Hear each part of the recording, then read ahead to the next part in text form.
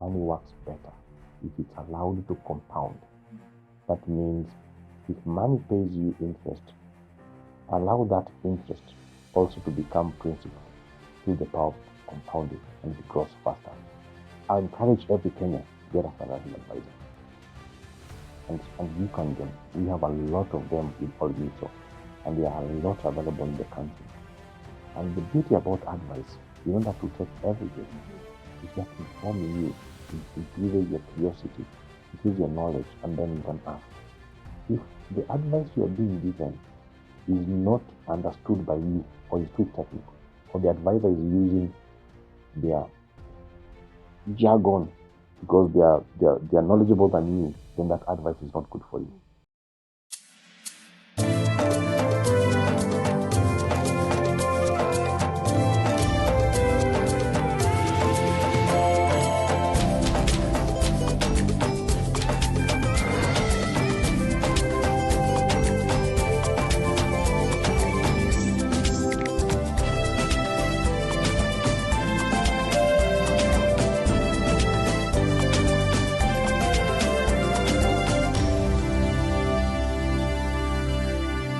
If I had 1 million shillings on this hand, and on my other hand, 1 cent that will double every single day for the next 31 days, which one will you choose? Good morning, Power Tribe, and welcome to this episode of the Power Dialogue Africa, where we will be unlocking the secrets behind wealth creation and financial empowerment as we continue on our norm of empowering you one conversation at a time. Today, we are honored to host a visionary who's at the forefront of East Africa's investment landscape. Our guest is not only a seasoned leader, but a trailblazer who has shaped the region's asset management industry across multiple institutions. Our guest today is the Group Managing Director at All Mutual Investment Group East Africa. Anthony Mwithiga's journey is nothing short of remarkable. From founding CEO roles to steering strategic investment teams at some of Kenya's top financial institutions, he's built a reputation for transforming ideas into impact and for championing the integration of environmental, social, and governance principles long before they even became buzzwords. With an MBA in finance, a background in mathematics and economics, and credentials from leading global institutions, Anthony brings both depth and breadth to this conversation on how money really works and how ordinary Kenyans can harness its power to build generational wealth. Today, we'll explore the habits that separate the wealthy from those who are struggling, demystifying the world of investment funds, and uncover the practical steps anyone, regardless of income, can take to achieve financial freedom. Good to have you. You're one of my most sought after guests, and from suggestions from our audiences, you really must be very accomplished on what you do. Congratulations for that. Thank you. I hope so. If someone is to come across this interview for the first time, what 3 things would you like them to know about you that define you best as a person and as a professional that you are? Wow, yeah, that's interesting. I just want them to know me as a Kenyan, a very optimistic person.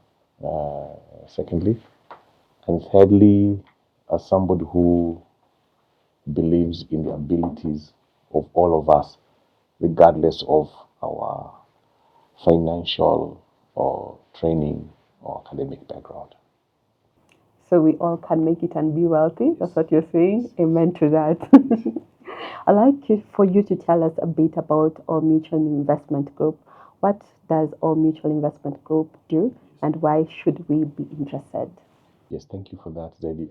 So All Mutual Investment Group is the brand name we use for our asset management business across the continent. The All Mutual Group has been around the world for more than 180 years and has been around in Kenya for more than 100 years.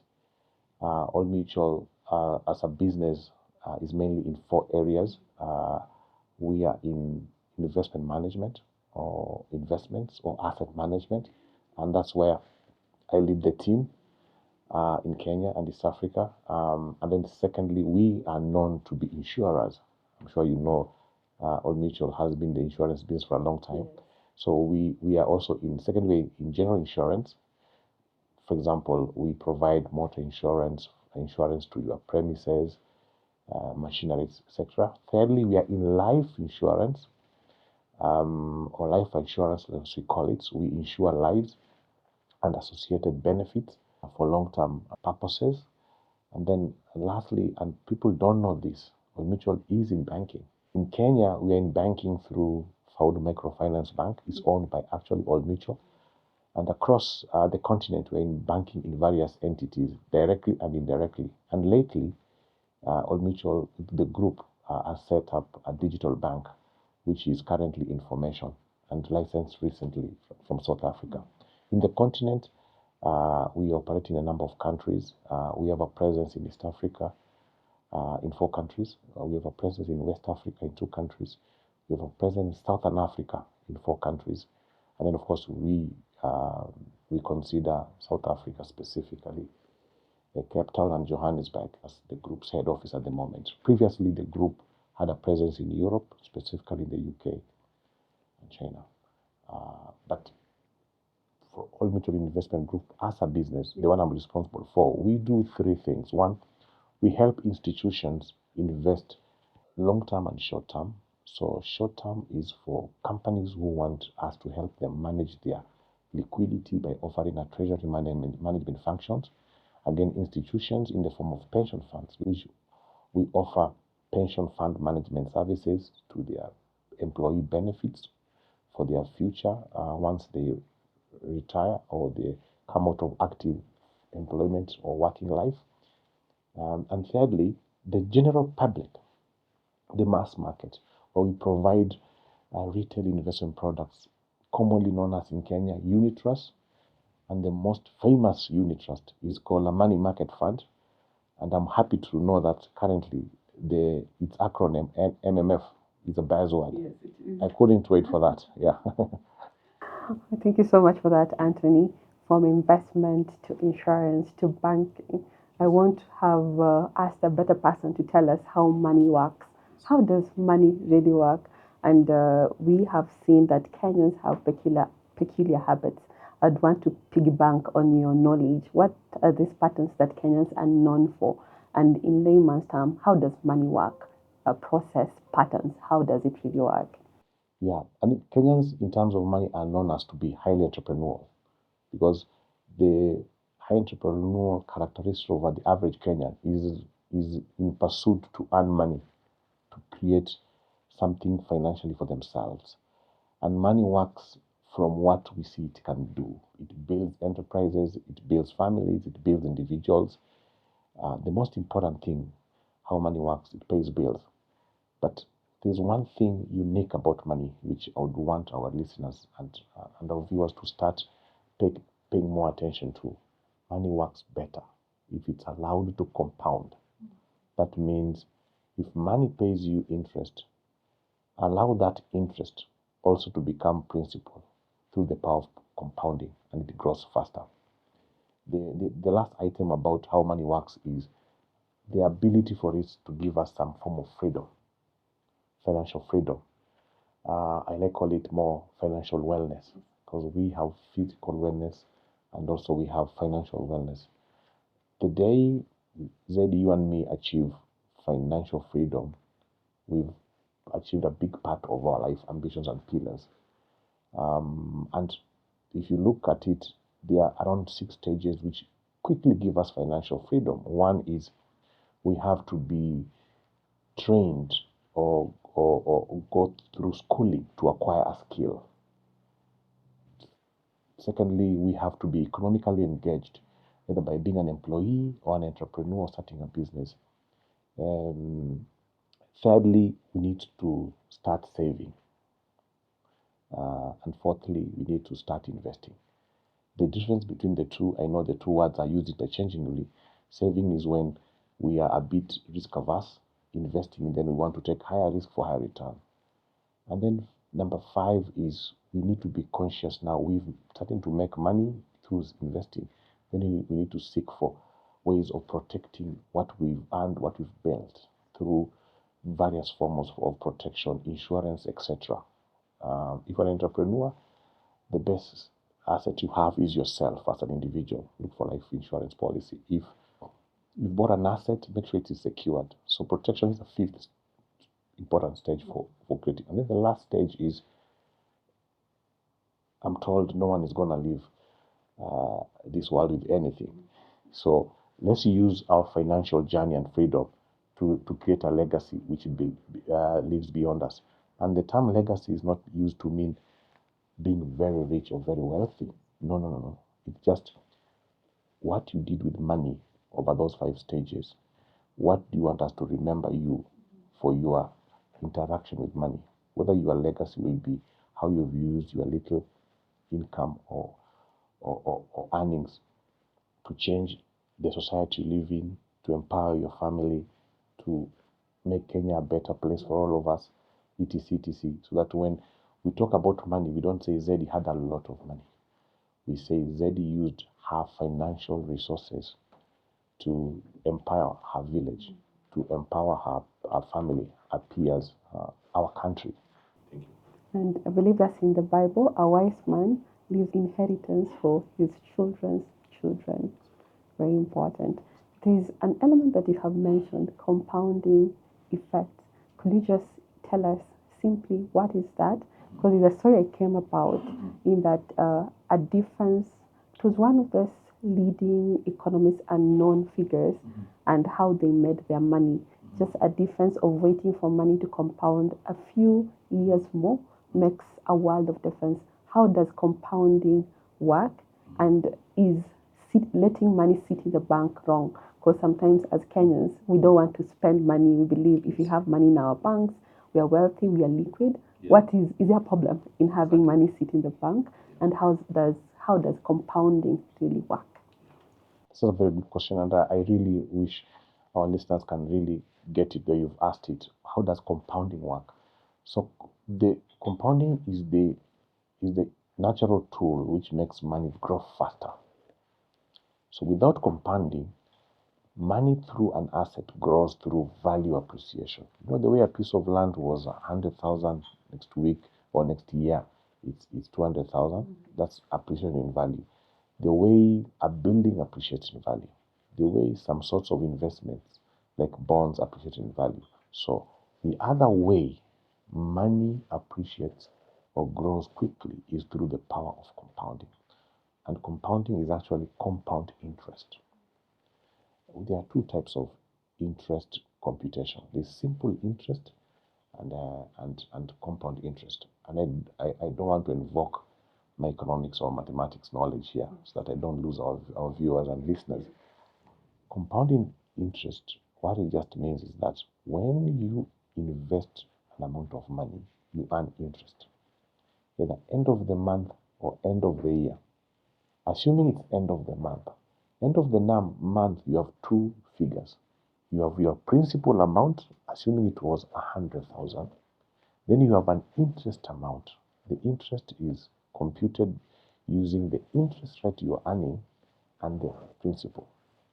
If you are earning interest of 10% on 100,000 per year, that is 10,000 shillings.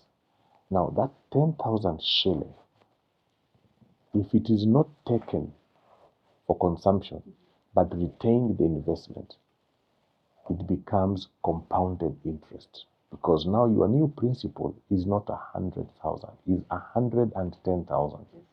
Now, when you start your next cycle of investing, your principal is 110.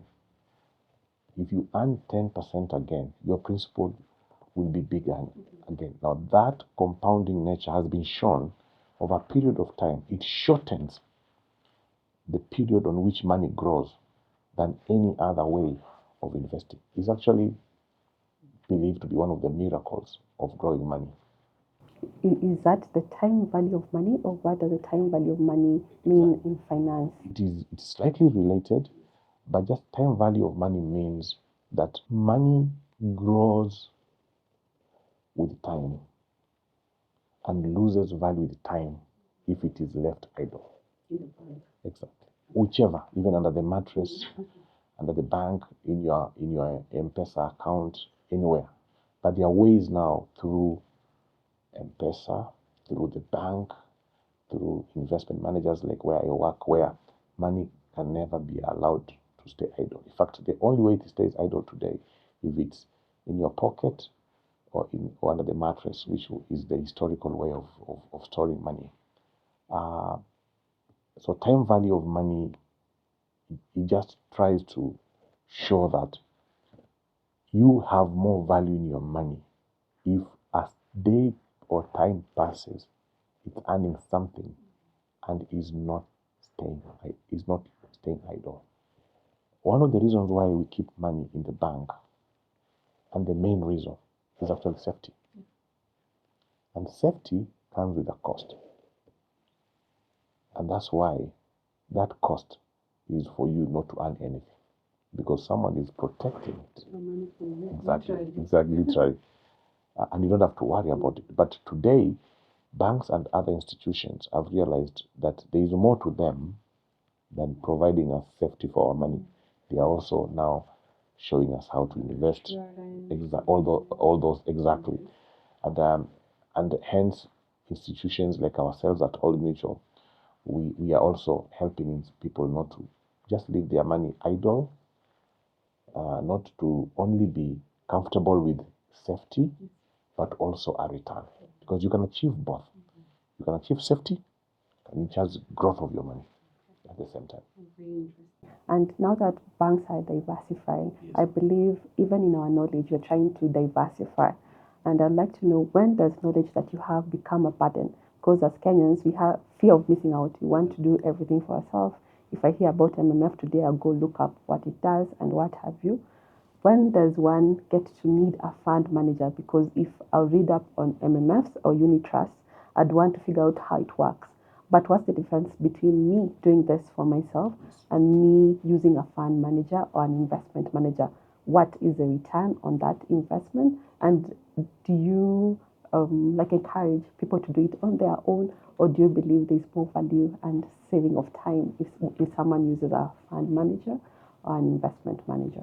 Thank you for that. And that's an important question, because the question leads to, when do you need advice and when don't you need advice? It's just like in managing your health. There's a time you feel you need to treat yourself or self-medicate, which is highly discouraged, and there's a time you need to see a doctor. The same thing about money. There's a time you feel, I know what I'm doing, but there's a time you feel, I need an advisor. In financial services, I want to say this. It might be one of the few areas where getting advice actually does not cost you anything. Really? Exactly. You're not charged? Exactly. And I'm impressed by your surprise. Because that is the truth. Financial advisors in this country provide advice in all areas of finance, in investing, in banking, in insurance, and any other form of financial service you're looking for. The only thing as Kenyans, we've not managed to embrace them, invite them, and listen to them. Because as an individual, you don't pay them. They're paid by the promoters of the advice they promote. So today, I want to say this. I encourage every Kenyan to get a financial advisor. And you can get them. We have a lot of them in Old Mutual, and there are a lot available in the country. And the beauty about advice, you don't have to take everything. It just informs you, it increases your curiosity, increases your knowledge, and then you can ask. If the advice you are being given is not understood by you, or is too technical, or the advisor is using their jargon because they are knowledgeable than you, then that advice is not good for you. The advice should be good for you if it's understood by you. Now, coming closely to what you have asked, when do I know I need a fund manager? One of the ways to know you need a fund manager is when you need to invest in a regulated product, and I will come to that. Financial services is regulated by a number of regulators. Of course, you know banks are regulated by the Central Bank of Kenya. Fund managers where I work at Old Mutual, we are regulated by both the Capital Markets Authority, CMA, and the Retirement Benefits Authority, RBA. Saccos are regulated by SASFA. Insurance companies are regulated by the Insurance Regulatory Authority, or IRA. So anytime you've shown interest in a financial product, saving, investing, protection, or otherwise, ask which financial regulator regulates this product. Once you are given the answer, you'll realize that product is being offered. If it's an investment product, it's being offered by a fund manager. Because a fund manager cannot distribute and sell an investment or saving product if they are not regulated and licensed by the applicable regulators.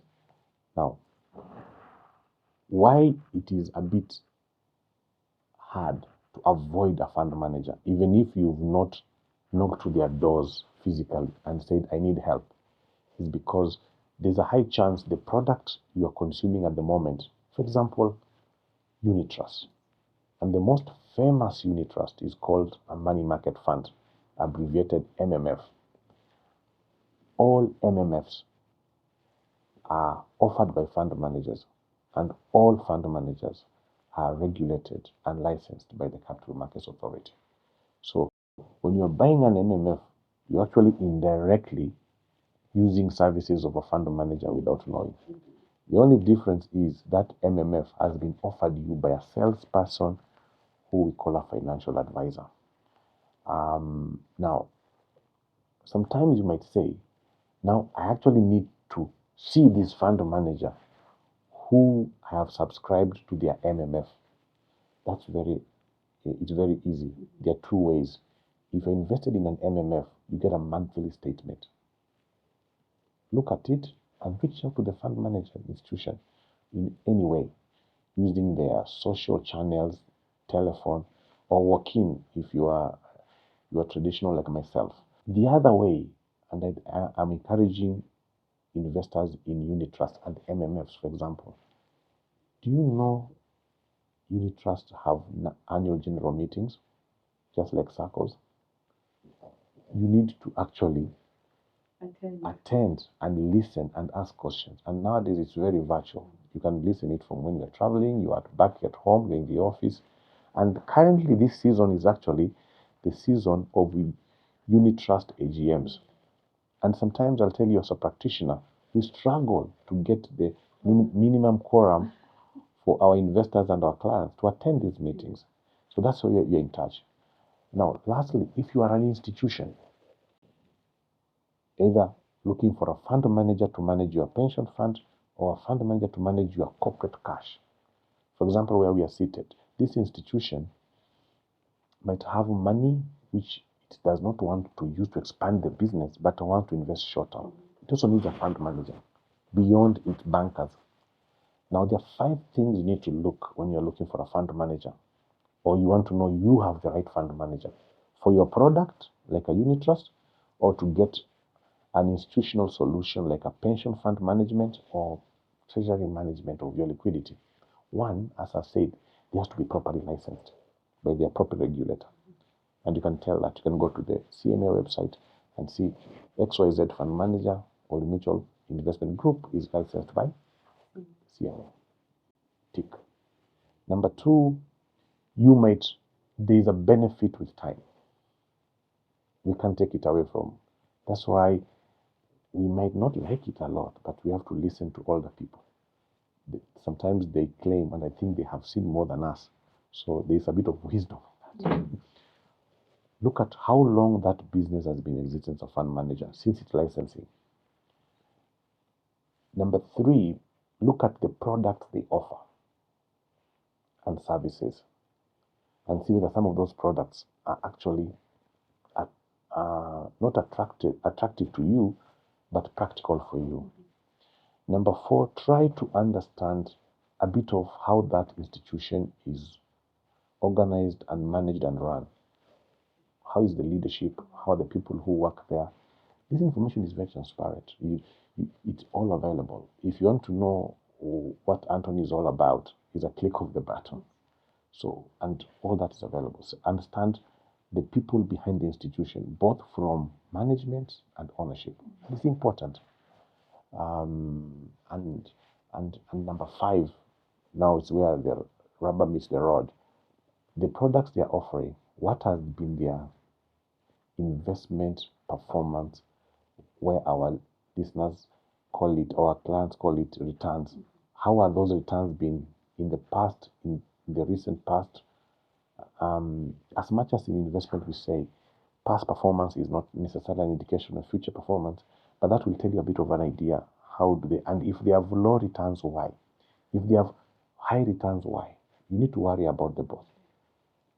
Don't clap for the high returns or get easily attracted. Ask, how are these returns being delivered? Why are they so high? And why someone else having low? etc. Those basic 5 things can make you choose a fund manager. I'll be honest to say, most of us, or most of investing public, choose fund managers for 3 reasons. 1, from the product. So you buy the product before knowing who is the fund manager, because the product is so attractive. It's like joining M-Pesa without knowing it's from Safaricom. Then you say, no, I'm not in Safaricom, I'm in M-Pesa.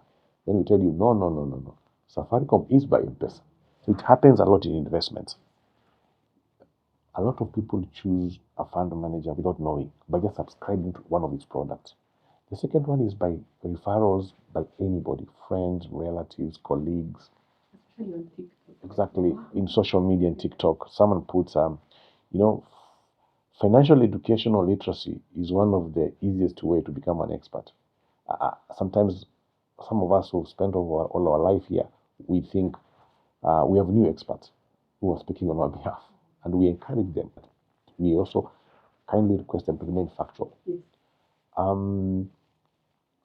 The third one now is if you get in touch or have contact with a financial advisor. I really want to encourage financial advisors out there. Speak more. Say who you are. Say how can you reach me? And let people know that they can get service from you without you paying them. Because financial advisors don't ask money from the public. They actually advise you and show you the bouquet of solutions, investments, or products they are selling on behalf of the institutions they represent. So those are the 3 likely you are likely to get into a solution or an investment product. That's really great. I really didn't know fund managers can be accessed for free by virtue of you using their products. That I will take away from today and go look out for them. And just to qualify there, it's not that they don't charge a fee. When you buy the product carries what we call a management fee. But they will not charge you for consulting them. They will charge you for managing your money, yeah. But for seeking advice, to be listened to, just like the way we consult doctors and we have to pay a fee, this is slightly the opposite. Your general inquiry and consulting on what you should invest in is not necessarily chargeable. But once you subscribe to the product comes with a management fee, which, again, for the benefit of the public, does not really impair the return expectation. Because, again, those charges are also monitored and regulated by CMA. Speaking of charges, Anthony, there's been this discussion I've seen going on some forum about the management fees that is charged on most MMFs from 2% downwards. Yeah. How does a fund manager decide on how to charge? And does that impact the return on investment of the clients who are putting in their money? Because some are capped, all of them are capped at 2%, but some charge as high as 2%, and some are way below that. Is that a competitive edge for some of the fund managers, or when is it charged at max and when is it lessened? Yeah, that's a very good question. So the general advice for me is this: don't choose a fund manager or a financial product or investments based on the fees they charge. They're charging low, and if they're charging high. The main driver should be you understand the product and you like the return. And then understanding the product means you understand its features and any likely risk in the product. There's no investment product which does not have an element of risk, just because that risk is so managed by the experts until it does not materialize. Because there are two cousins in money. One is called return, another one is called risk. That's why we say those returns in our language are risk adjusted. Now, you're very right that for example, in the unit trust industry or MMFs, people know more of MMF. And I repeat, MMF is a form of a unit trust. Other unit trust funds are equity fund, balance fund, fixed income fund, special funds, and we can discuss about that. So the fees actually range for what we call normal unit trusts. The traditional unit trust, the fees can range between 1% and sometimes 3% for different reasons. But 2% is almost an average. So it's a very common fee, the 2%. But it doesn't mean it's the minimum or it's the maximum. And remember, fund managers are allowed by the regulator to prescribe the fee and justify why. Because the regulator is not here to regulate pricing. They monitor pricing, but they don't necessarily regulate. They expect, because we're in a free economy, product of goods and services need to find their own balance. If you overprice people, you'll miss customers. If you underprice people, you'll have a badly managed or produced product. Now,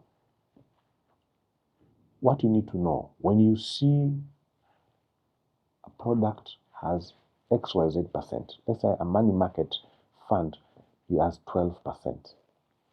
What you need to inquire from the promoter of that money market fund, are these fees, are these returns growth of fees or net of fees?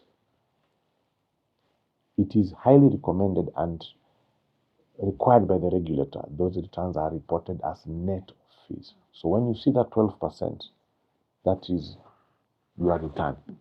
No one is taking more money from you that, other than maybe any applicable taxes. Now, when it is net of fees, it means the management fee of 2% has been removed or has already been charged. Let me use that word, has already been charged. So the 12% is actually net. Now, sometimes if it is gross, it is not being netted. That means when you get the detail in your statement, the return might be lower.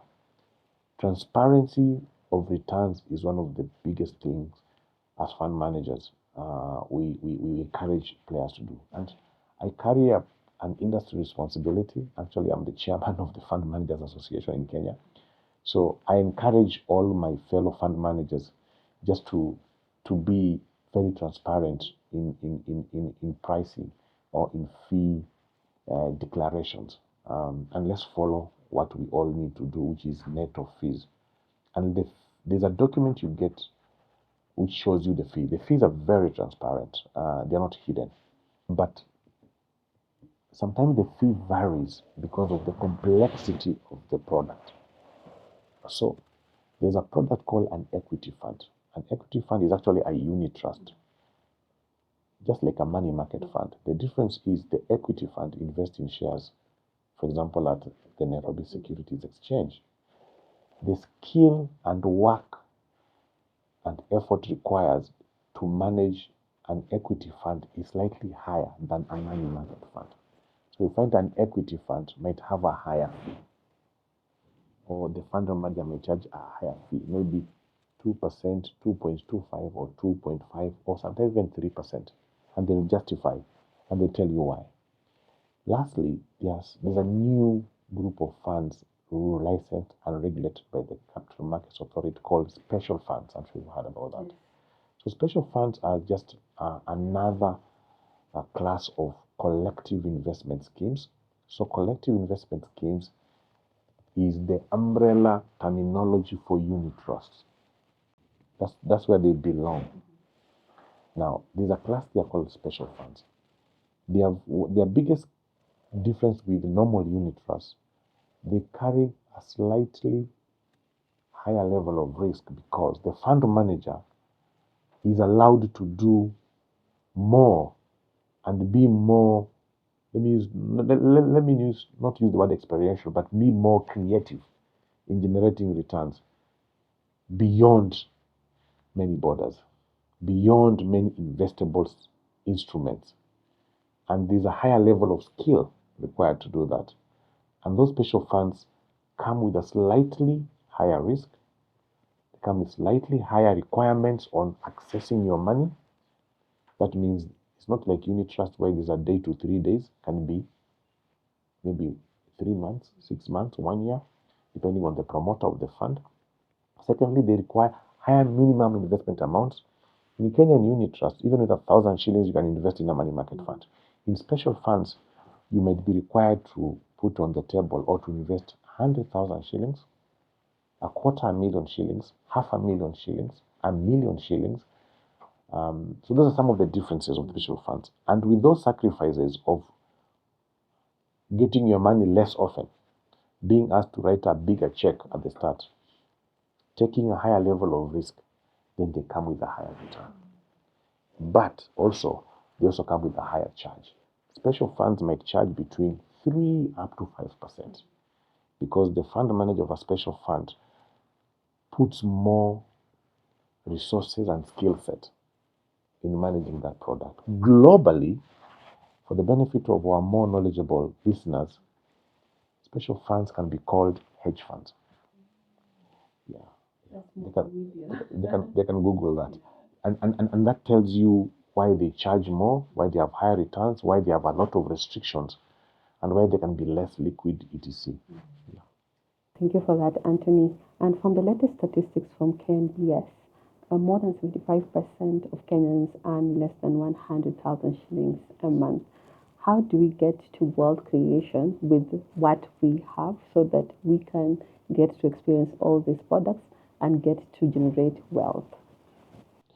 Yeah, I think the earning ability of poverty is a huge drawback in wealth creation advancement, and that's why if you're from the village like me, you had to go to school and get a job and finally come to Nairobi. Thank God I'm here. But that's not the route only today.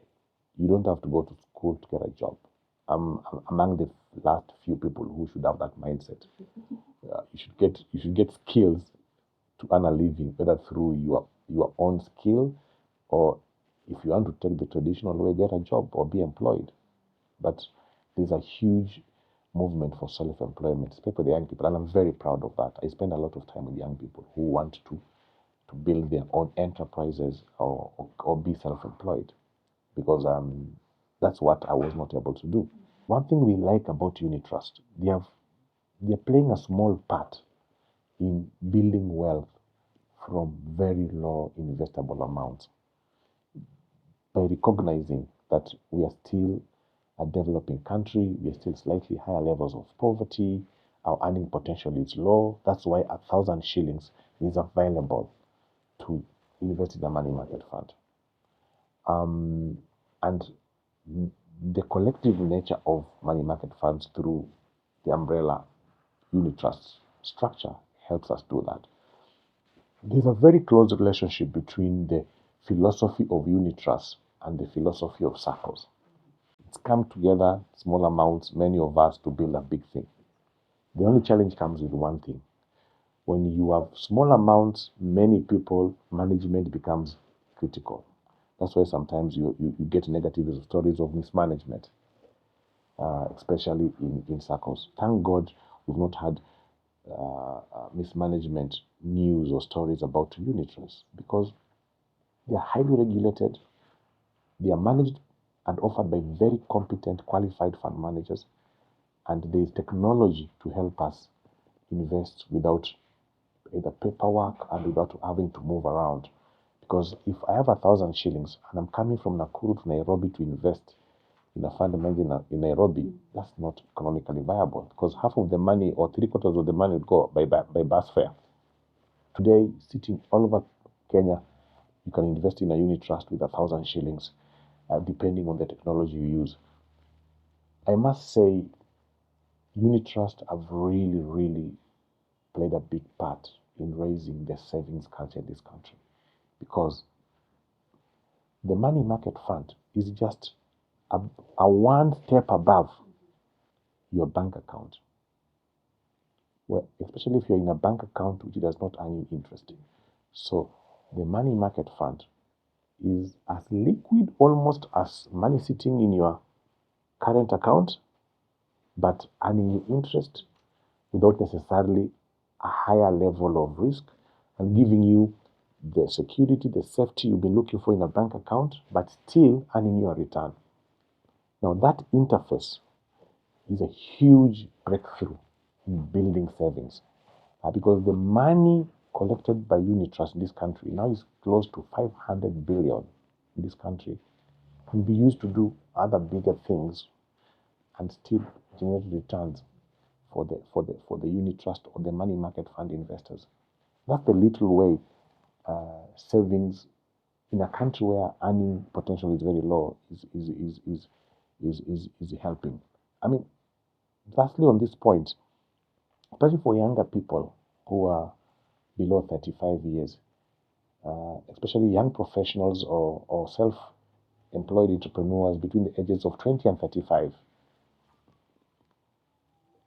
embrace unit trust, embrace money market funds, but use them as a step one of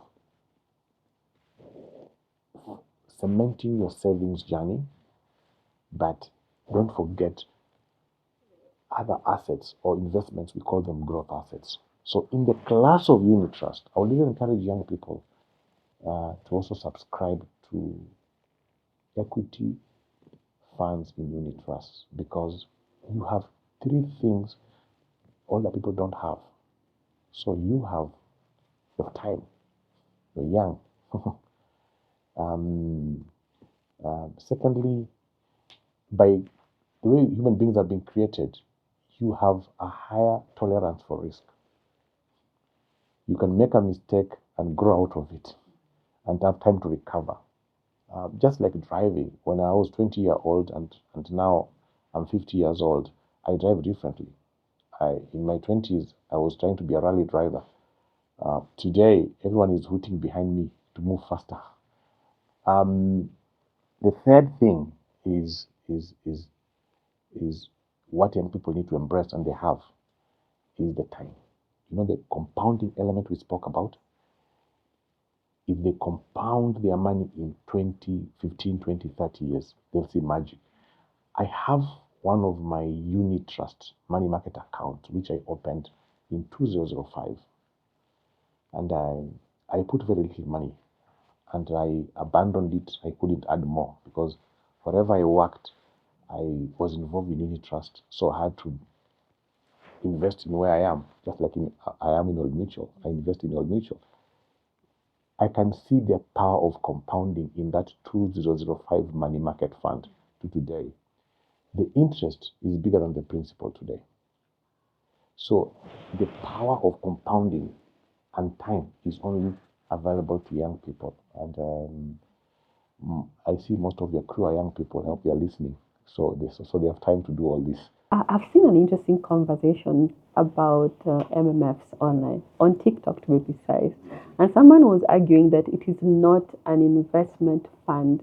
And I like what you've said. When you get into MMFs, you should aim for the next. You talked about equities and what have you. So is a money market fund, which is a unit trust, just for clarity, an investment fund, or what exactly is it? Or is it just a stepping stone moving to the next thing? And what is that next thing besides equities? And another interesting conversation I have seen online is around MMFs, which are unit trusts. People have been wondering, there have been rankings here and there. The best, you see There's one particular unit trust I see most of the time. It's new, and I haven't heard you talk about the length that these unit trusts have been in operation for. I've had governance, I've had the referrals, I have had they're all regulated. Yes. So is it safe to invest in any as long as they're regulated, or what else can make us make sure that our money is safe and just not go for the one with the most referrals maybe and lose out on money? How can we be more discerning on which MMF to go with in that situation? Okay. You've asked three questions, and I've got very weak memory. So I'll start with the third one, which is very, very easy. The fact that an MMF is very new doesn't make it a bad thing, because everyone, just like human beings, everyone has to be born on a particular day. So that MMF was born today. So we cannot say it's a bad MMF, because there's a child also who has been born today. So time is important, but should not be a key item to disregard a good product or a good MMF just because it is 3 months old, 6 months old. So my MMF at All Mutual is over 20 years old. So I should not choose 20 years old to say choose it for that reason only. No. So for the new MMFs, and I'll try to use what has been used a lot online to describe the best MMF is the return. Actually, I think that is the first attraction, and I think it's right. For a first investor, the bigger the better, the higher the return, the better. So when you see 20 MMFs and one or two have the highest return, they are likely to attract your attention. But for existing investors who have been there for 5, 10 or so years, return is important, but there might be other 2 and 3 also important. So if you're starting your investing journey, I expect you to be very conscious about the return and say, I want the best. But once you identify the best high earning money market fund, now check the other things we've discussed. Exactly. Who are they regulated? What are the people behind it? What is this institution? Etc. etc. So don't just use the return and say, I'm done. I've seen this one. It's 15%. Everyone else has 10, so I'm going to 15. So use it as now a starting point to do further due diligence, and it's easy to do that.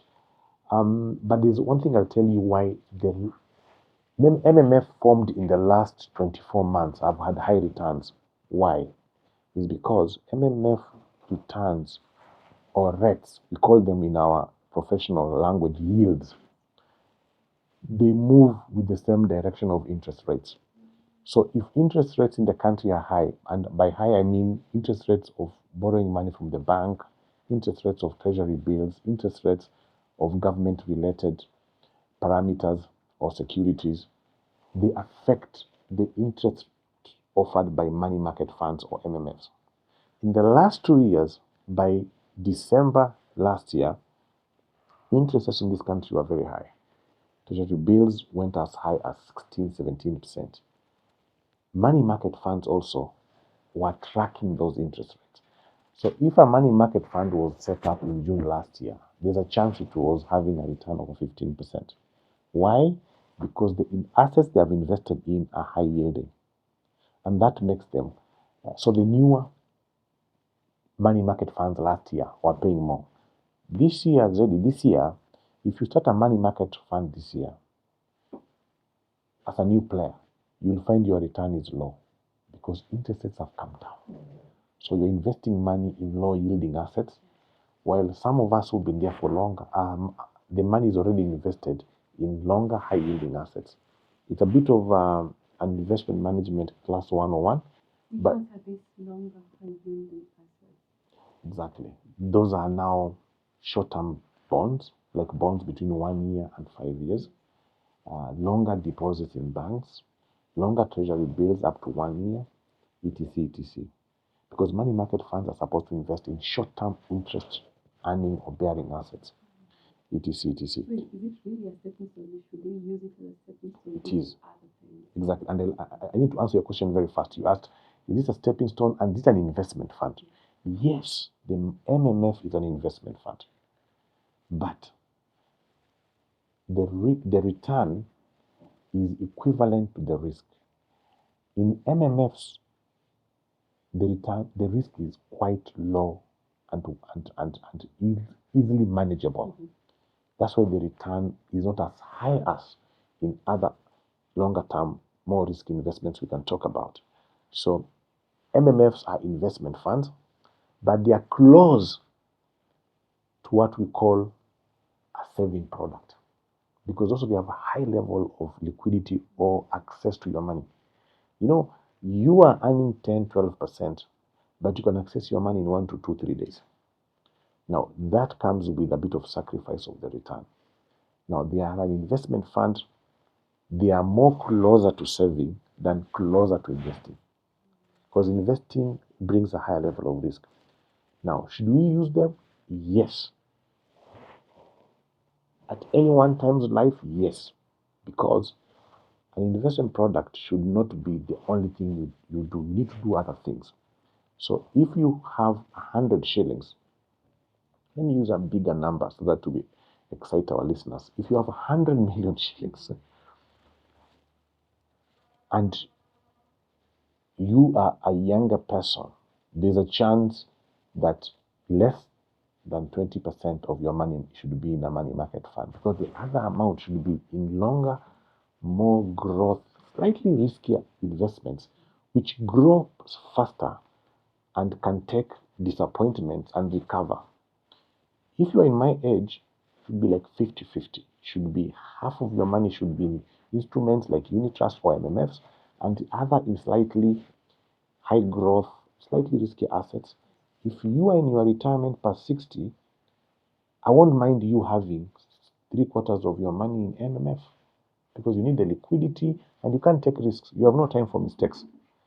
You just need to pay your bills, take care of your health, have is it bus fare or air tickets to visit grandchildren, etc., etc.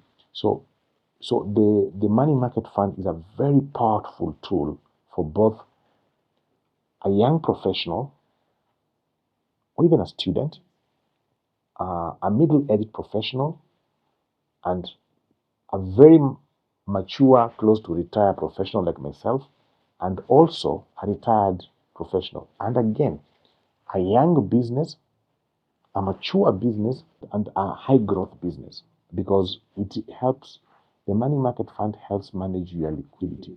Before you decide what to do, like today, if you just bump on 1,000,000 shillings, before you get excited about what to do, you need like maybe 2 weeks, 1 month, 3 months to think critically what you want to do.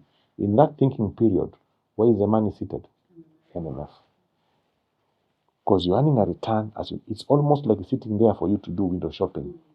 But I like to conclude by saying this: there is no best investment in the world.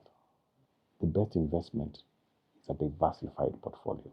There is no single asset which will meet all your investment or return needs. It's a diversified portfolio. So I know younger people today are not excited by buying land because it has been overdone by their parents. At a time will come when that will be part of their investment portfolio. And the 5 things, as a mathematician, I like counting. The 5 things which helps you identify an ideal investment. Number 1 is an acceptable return. You know the way you say, I like 12 and I don't like 10. So I like calling it a reasonable return. Number 2 should be ability to grow. If it's a unit trust, there's a compounding aspect.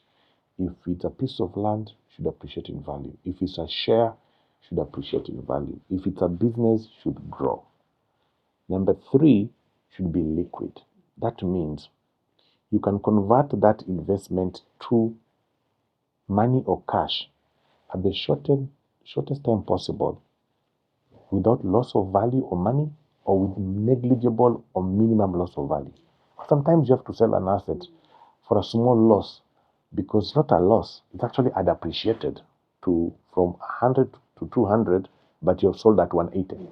So that 180 is not a loss. It's just because you've lowered your return expectation. So liquidity is important. Number 4 is security. It should be secure in all aspects. Physical security, ownership documentation. If you own an MMF, how can you prove to me this MMF is yours? There should be a document you're holding in your hand, which is an authentic representation of ownership. Just like a lease document or a title document of a piece of land. What's the name of the document? It's a statement. Okay. Yeah, the statement you have from the money market fund provider is a representation of you having an account there, and the balance there is you. Is it true that you can use that statement to take up other loans? Exactly. That's a good thing you brought up. So a money market balance can be used as a security to borrow from a bank. Yeah, that's how powerful it is. So that is security. Now, the last one is understandable. Don't touch any investment if you can't understand it. Even if a professional like me tell you it's complicated. It's complicated, but I have an obligation to make it understandable to you as a layman person. And if my explanation does not deliver the simplicity, you need to keep off. Because we don't want professionals to hide behind professional jargon. Because the true professional has the ability to be very technical and very simple. If it serves them. Exactly. So very simple that I tell you, this is a sophisticated product. Just like the way a doctor will tell you, this is a very serious illness, but in layman's terms, it means you have a very bad stomachache. So the same way in investment, should tell you, this is a sophisticated investment product. It has many features and parameters and moving parts. But in essence, this is how it grows. This is how it shrinks. This is how it pays you interest. This is how you can get in, get out. They should be able to explain. And if that explanation, and you don't need to be a finance professional, you don't need to study finance to understand. You just need to listen because you are literate. The best thing about education is only two things: ability to read and write. So if you can comprehend, read, and write, understand. But if by any chance you don't understand, leave it. Now, those are the 5 things I've said. No investment will tick those 5 things. So, what is the best investment? The investment portfolio.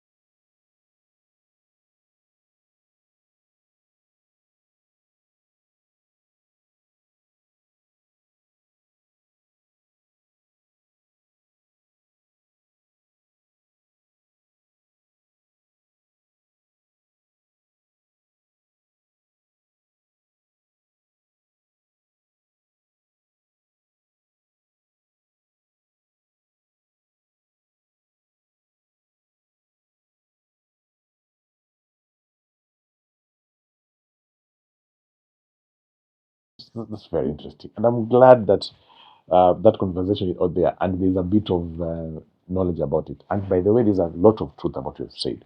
So MMFs invest in T-bills and treasury bonds, by the way. And it's true MMFs are on the retail mass market side.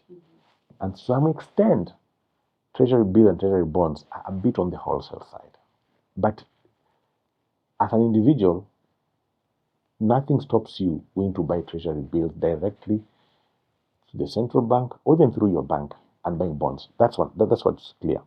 So money market funds managers, fund managers who manage money market funds, they use treasury bills and treasury bonds to generate the return they give you in a money market fund.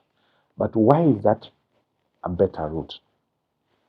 Is because they give you convenience and access. There's a bit of extra paperwork in buying treasury bills and treasury bonds from the central bank, although I know they have really digitized that process. So they have tried to narrow that. And we respect them for that. And banks have also done the same. So the money market fund, the biggest other than convenience and low amount, because you can't buy treasury bills with 1,000 shillings or a treasury bond 1,000 shillings. But you can buy a money market fund with the bonds and treasury bills for 1,000 shillings. The third and most important thing is liquidity. Treasury bills mature either 3 months, 6 months, or 1 year. Money market funds, you can get your money between 1 and 3 days, depending on which fund or fund manager you are dealing with. Now, that liquidity advantage makes highly advisable for you to go to money market funds. The last one is this. When you're buying a money market fund, you can see the return. Which is, when you see the return every day, just know that that is yesterday's return reported today. And it's important for members of the public to know that. Because the return for today will be reported tomorrow, because it is published end of the day after the fund is valued and numbers are done. In T-bills and bonds, there's a bit of knowledge required in bidding for those, because it's an auction. We all buy at different prices. So if you see a T-bill is 12%, there are people who have bought at 11.9, 12.1, 12. So the same with bonds. So there's a bit of skill and knowledge required. That's why fund managers, banks, insurance companies, institutions, and a bit of sophisticated, high knowledgeable investors tend to go directly to treasury bond, because they have slightly knowledge on how to bid for those securities, because they are sold through an auction. And secondly, they don't mind any associated cumbersomeness in buying them, even though that cumbersomeness has really been reduced by the promoters of T-bills and bonds with the Central Bank of Kenya.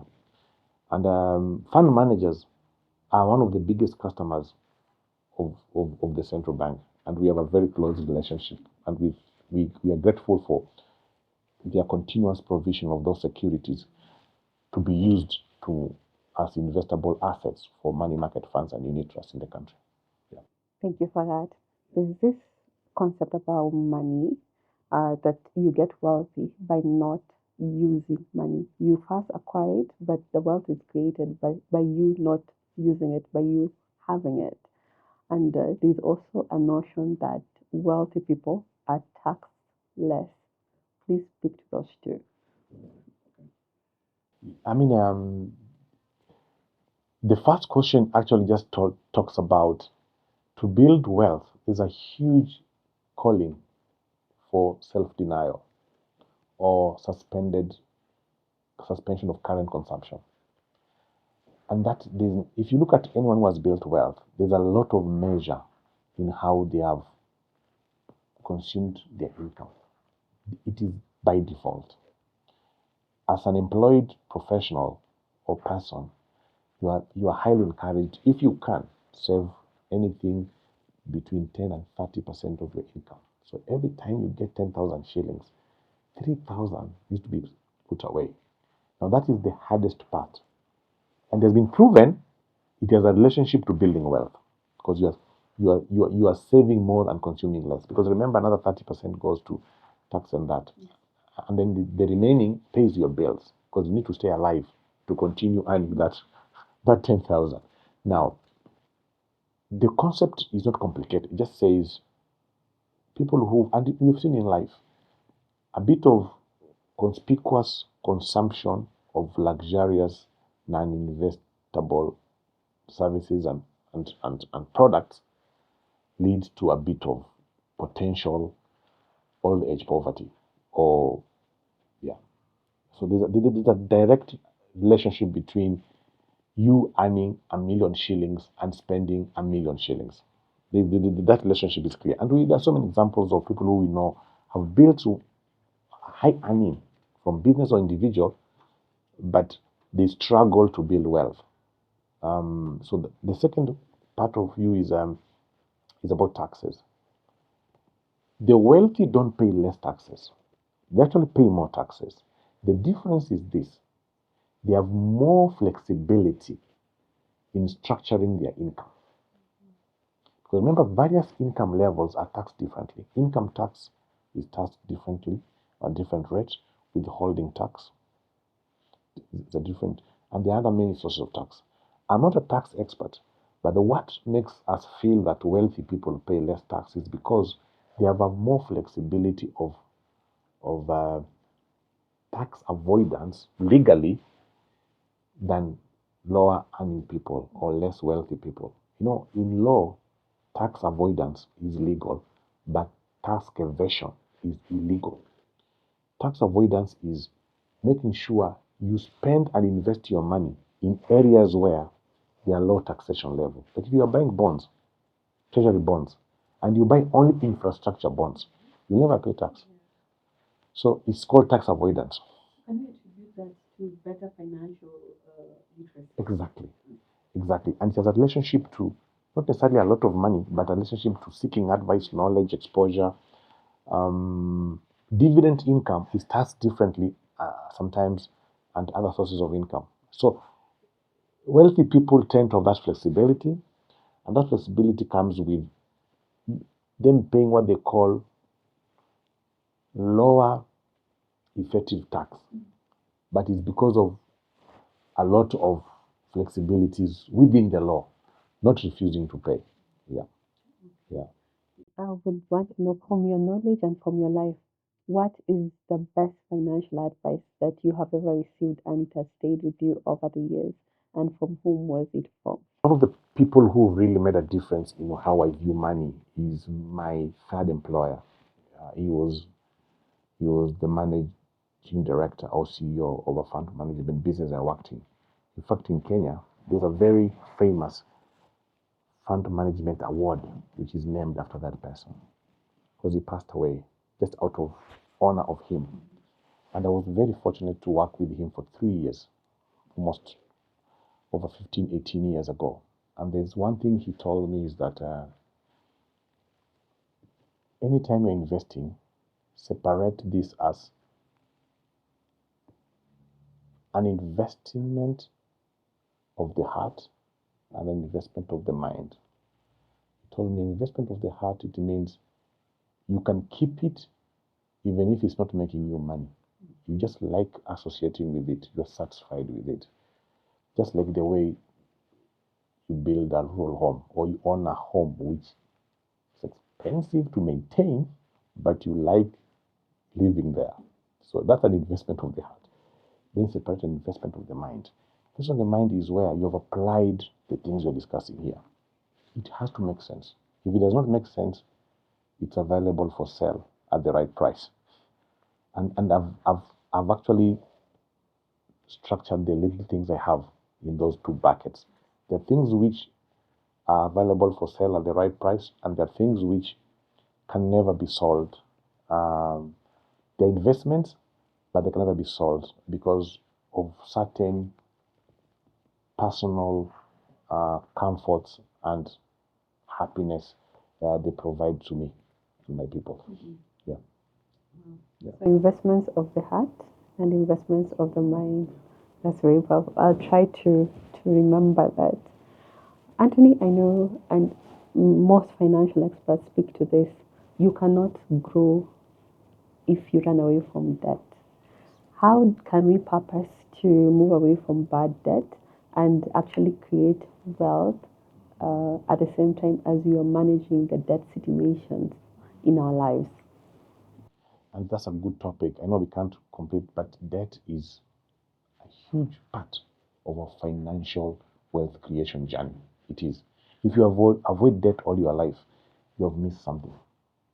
You realize you've moved slow. But if you misuse debt, you move slower completely, and even you may not even rise from the surface. So, one of the benefits of debt is it allows you to leverage or to take advantage of your initial investments. And you've given, for example, assuming you have a money market fund account which is worth ₦1,000,000 and every month you put 10,000 and you keep on that journey and you don't want to touch it, but you need money to buy a car. You need money to go back to school. You need money to, I don't know for what. For many reasons, you need money to pay a medical bill. Although I'll encourage you to get a medical cover than borrowing to pay a medical bill. So you need money. The benefit of investments and debt is that you can borrow, and your initial investment, they lower the cost of your borrowing by offering that as a security, because there's a difference between cost of borrowing for secured lending and unsecured lending. Because when you give a collateral or security, there's a chance the bank will charge you a lower interest in appreciation that you have lowered the risk that you not run away with your money you do not have to pay. Now, in business, debt is more powerful because debt helps you accelerate your business, grow your business, expand your business so that more revenues can grow your business while also paying the debt. But it is the easiest way also to fall in the trap of over borrowing, to over expand your business. And that's where the problem is. Debt is a double-edged sword. It can grow your wealth and it can also stagnate or almost impair or eradicate your wealth, unfortunately. It just needs to be, if there's one of the biggest advices we should all get is our relationship with debt. It's good. It's good to have a credit card. It's good to borrow from a Saccos, from a bank. It's good to borrow from investors. It's good to leverage, but there are parameters which should be a measure when this is becoming negative and not positive to you as a person or to a business. I believe it's fueled by the fact that debt is very easily accessible nowadays compared to a few years ago. And I'd like to have you back so that we speak about those parameters that you have mentioned. As this is a Power Dialogue Africa, we believe in empowering our listeners one conversation at a time. I'd like for you to share with us at least three practical lessons that anyone can take to set themselves to a path of financial freedom. What are these? Any three practical steps that you believe are easy and anyone can just embrace to help their financial situation? A lesson, even for myself, is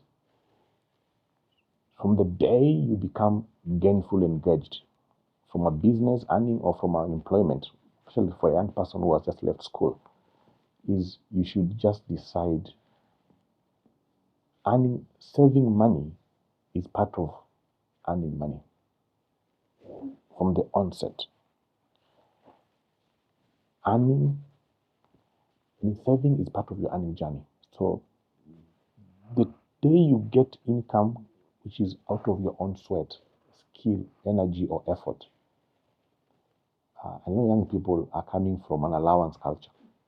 When that comes to an end and they earn their own earned money, they should start saving. And those ones already earning an allowance, please save part of it, because it leads you all your life. It will teach you how to deny yourself. And that's a very powerful lesson.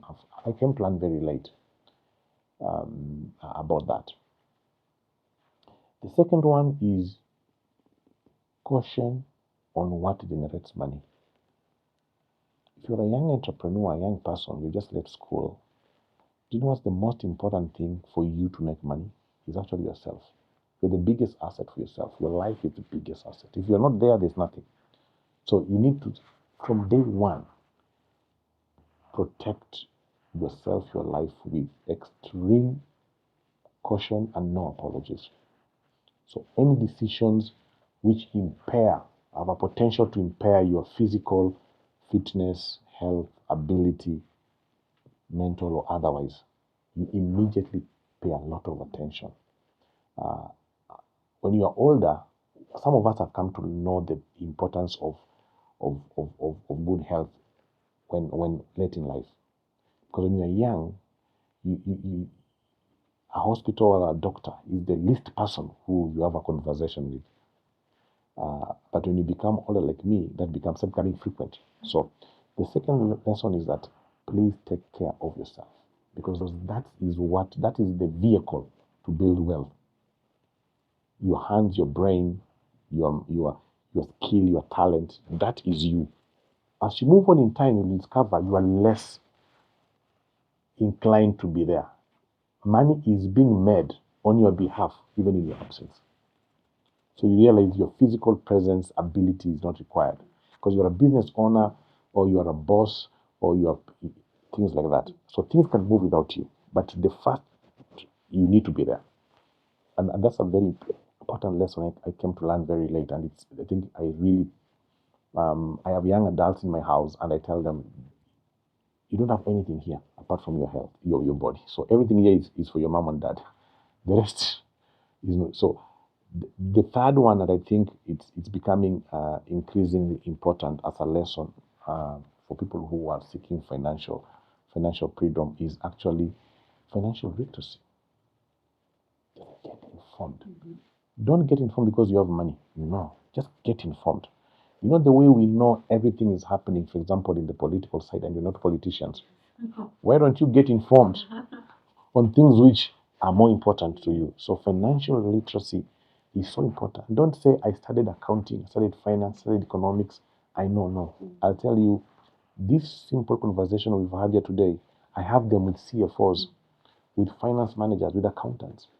So whether you are an entrepreneur, you are in science, you are in arts, you are in finance, you are in technology, you are in public life, you are a public servant, you work in a company, you are a business person, you are a farmer, or anything, just get financial literacy. You know, back in the village, I was very excited when one of the people who were helping me do something, I'm a struggling sheep farmer. So when someone was helping me do certain things with the flock, he told me, wow, you know, this is equivalent to, and I was very impressed. This is equivalent to those investments people call MMFs. And this is deep in the village. I just said, the gospel has moved from the city to the small areas. So financial literacy is a paramount for all of us. And those three things for me, if I repeat, Start saving as soon as you start earning. yes, make saving part of your earning. Yes. Because like paying yourself. Secondly, take care of the most important thing you have, which is your life. And thirdly, get into financial literacy and continuously. You know, you won't be an expert. The things I'm talking about today, I didn't know them 10 years ago, some of them. And when I retire, and assuming I'll have some money to invest, I need to be financially literate by talking to people like all of you here. So after MMF, and I left the city. Yes. So what's the new what's the new buzzword? So financial literacy is a lifelong journey, and because it's not harder, we can understand it. Social media. If you can listen through a TikTok or online through Facebook, Instagram, LinkedIn, if you can listen to a podcast and understand, all the avenues are there for financial literacy. You don't have to sit down and listen to a channel or watch news like me. I believe I'm the last people who are watching news. Just look for avenues to financially make. If you're in a discussion, you're having your Friday drink, weekend party, let financial discussions or literacy eat some time from politics. Let politics share time with discussions about financial literacy. If you find yourself you're the most knowledgeable, talk to it so that people can challenge you those beliefs. If you're very excited about MMFs, talk about it so that the people who don't believe in it can challenge you and make you raise your justifications higher. Yeah, thank you. Please share with us one very unique, peculiar, and misguided notion you've had about finances that really eats most of us Kenyans. And my next one will be, how do we inculcate a better financial literacy to the younger generations and those coming after us? How do we do that? First one is a bit tougher, but I'll use a simple example. And it used to be part of my rules of thumb, but I've discarded it. I used to believe a car is not an investment. Because for two reasons. It consumes money from you, fuel insurance and the garage, but does not give you an income, and it's very in value. Today, a car is a tool for production. So the fact that the car takes you to work is helping you be effective. It's true. The fact that the car is earning you money as an Uber driver is it. The fact that the car is a pickup, carried goods and delivers produce to the market. So that notion that a car is not an asset, especially for investment professionals, let's accept that's wrong. So that's, yeah. Your second question is about what? How do we inculcate The culture. better financial literacy culture in the younger generation? Yeah, I think two things for me. First of all, start very early. When my kids were younger, I used to go to their school to speak about money and young people, or money and the youth. And I once spoke to a class of third and fourth graders, and you don't believe it, that is more than 15 years ago. They were able to differentiate between saving and investing. A young girl told everyone seated in a small classroom, saving, it can't get lost. Investing sounds like it can make more money, but it can be lost. That was extremely powerful. So start early in young people. And then number three, put it in their language. Gamify it. Use their language. If the English me and you are speaking is not the way of communication, put it in their language. Put it in mother tongue. Put it in Sheng. Gamify it.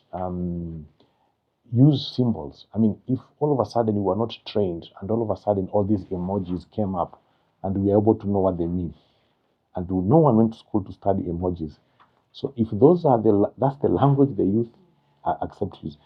Use those symbols to pass them out. Speak their language. Yeah. Don't offer financial literacy through a very formalized do and don't, but offer it through these are the possibilities. That's very powerful, and thank you for that. I'd wish to know what inspires you to keep churning out and empowering this generation with financial literacy, and what keeps you going on your tough days when it's a bit tough? I think for the first question is, investment management or asset management in Kenya is less than 30 years old. Is a mid-90s thing, 1995, and I've been there in 25 years because I left school around 99, 2000.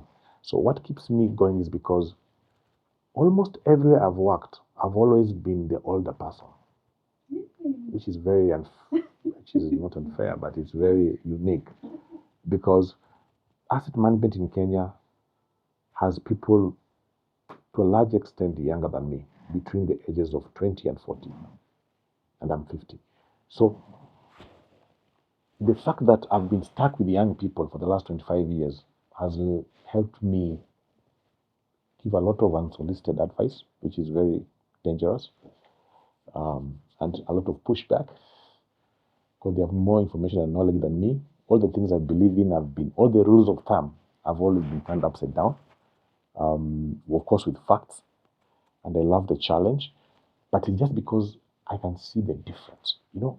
I've seen people who left school when I'm working, and today they can offer me a job.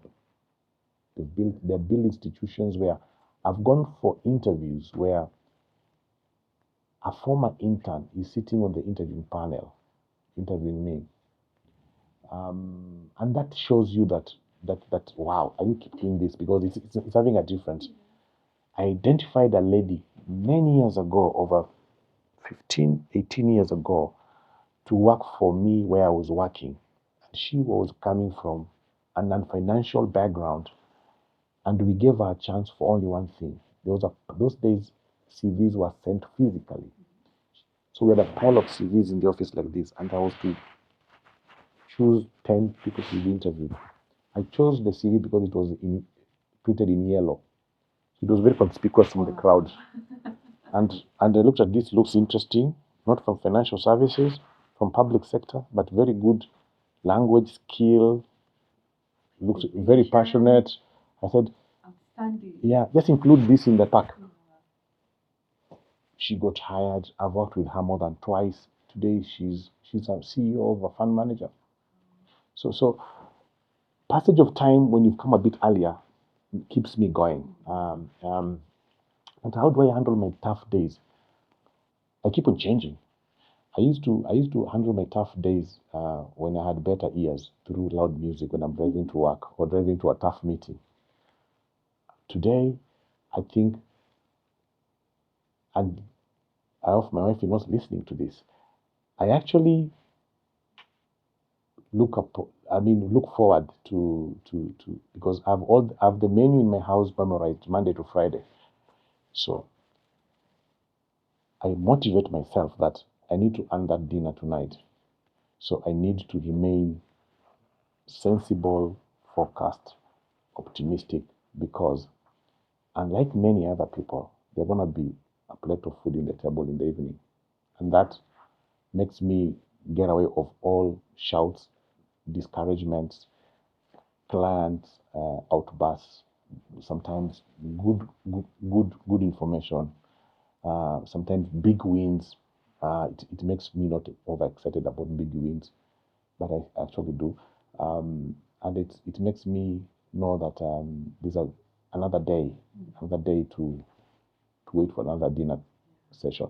That's very powerful. And because you're very motivated, I'd want to know what is one failure in your life that taught you more than what success will ever teach you? There's one I normally use a lot. It has a relationship to investing. So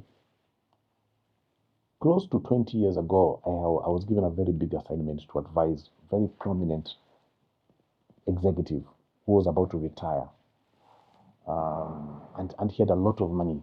And I was to create an investment structure for him. And because he was so happy what we did after 1 week, he took me to a drive to show me where he's going to retire, where he's going to build his new house, and the reasons why he chose that place. And he took me to that place. It was a big place. And my generation is my generation of land. He told me, all this is mine, but this can be yours if you also please buy it. And I told him, no, first of two things. I don't like it. I was very blunt, you know, very entitled 30-year-old. I told him I don't want it. He told me why. He was a bit shocked. Why? Because the answer was so strong. I told him I don't like it. I don't have the money. He told me, forget about the first reason about the money. I want you first of all to like it. And I insisted I don't like it. In fact, I can see there are some zebras here. If there are zebras, there must be lions. So I was very opinionated about why not. And I lost a huge chance because if I made that investment, because I could have gotten the money, I was working in a bank. I would have gotten the money. Today, I'd be retired if I did that. If I did what he did. And he was 65 years old. I was half his age. I was 30. Why did you like it? I've never known why. And out of that, I almost went in a land buying spree. You like everything after that. Because 10 years later, I saw the mistake I did. And it was a very hard lesson for me that, you know what, anytime something you don't like, you don't appreciate quickly is offered to you, not for free, but an opportunity, before you say no, give it a thought. Give it a thought and say, you know what, do like what your parents will do, I'll sleep over it. It's weird for a 30-year-old to say I'll sleep over it because you're supposed to give an instant answer. But I've learned that was a very hard lesson for me because I paid huge premiums to come close to what I disregarded then. Yeah. We take our lessons from them. What do you believe is the most African thing about you? Wow. I was unfortunate I was not born in my village. I had to come back to that village. I was raised in Coast. I went to school in Mombasa and all that. But what African me is about, I have this feeling that the city is not home. That I have to go back to the village after I'm less useful in the city. And a lot of people have contested. They've told me, no, this is Nairobi is for everyone. My kids are born in Nairobi, but I believe I'm a very, very deep village at heart. I can't wait to retreat back to back out of town. And that I think is very African because Africans believe that that they came from somewhere, and when they're done with professional life, they need to go there after they wait for the other final place. So you're part of that big migration that happens. I think so.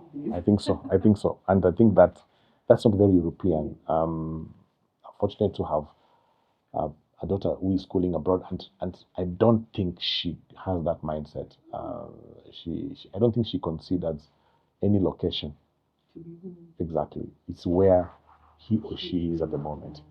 As much as we all tell everyone home is always best, and home has a relationship with where either your people came from, your clan came from, your parents are, or your grandparents are. So I still hold that, and I struggle to even in my office.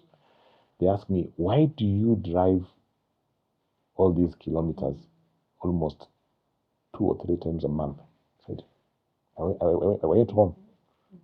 And they don't relate. No, they don't. I really relate, just to give you assurance. Okay. Okay. I want to know, talking about home and all, what's your best destination in Kenya and why? As a tourist, it has to be very close near the fence of Mount Kenya. Why? Because I have less affinity to the beach as a tourist destination because I spend a lot of time in Mombasa. Yeah, not to live there, but just to drive there. Yeah, and just have a look. Yeah. We'll try and get those passwords we appreciate. Yeah. What you appreciate. Yeah. Your parting shot is Mwithiga, and where we can seek your services now that we know when we get the product. Yes. The consultation is an added advantage. Yeah. So thank you for having me for this conversation. So, in conclusion, I like to say this: the journey of wealth creation and financial freedom is a worthwhile try for everyone. It's possible and should not be defined by our original knowledge or our original income potential. We should not embrace financial knowledge, or we should not believe in financial freedom or wealth creation just because we either started on a good footing or we desire to have a good end, but just because it's a part of life's journey. And we do that at Old Mutual. We advise clients from their infancy to their retirement or legacy ambitions. Old Mutual in Kenya is based in many parts of the country, in most of the bigger towns. But in Nairobi, which is our head office headquarters, we're in Upper Hill at Old Mutual Tower. People know the Old Mutual Tower for New Year's Eve celebrations. One of the most we try, and we are grateful for that. It tries to represent us on New Year's Eve like any other cities in the world. As I said earlier, we offer unit trusts, both in shillings and in foreign currency like dollars. We offer other forms of unit trusts like equity fund, balanced fund, bond funds. We manage pension funds. We manage liquid cash for corporates and individuals. And we also provide both local and offshore investments. It's not only local alone. And our products are not driven by the amount of money you have, but they're driven by your financial goal. It's not the amount of money you have, it's the financial goal you have. And it will become part of the Old Mutual journey with us. Thank you. Thank you so much for your insights, and we will look that up And I can't wait to have you again to speak more about that. Okay. And other parameters that are a Okay. bit tricky for us non-financial people. Okay. Thank you so much for coming today. Thank you. Until next time, I have been your host, Zedi Bariti, for the Power Dialogue Africa. I'll be cheering you on and encouraging you to your next power move. Thank you. Bye, and see you on the next one.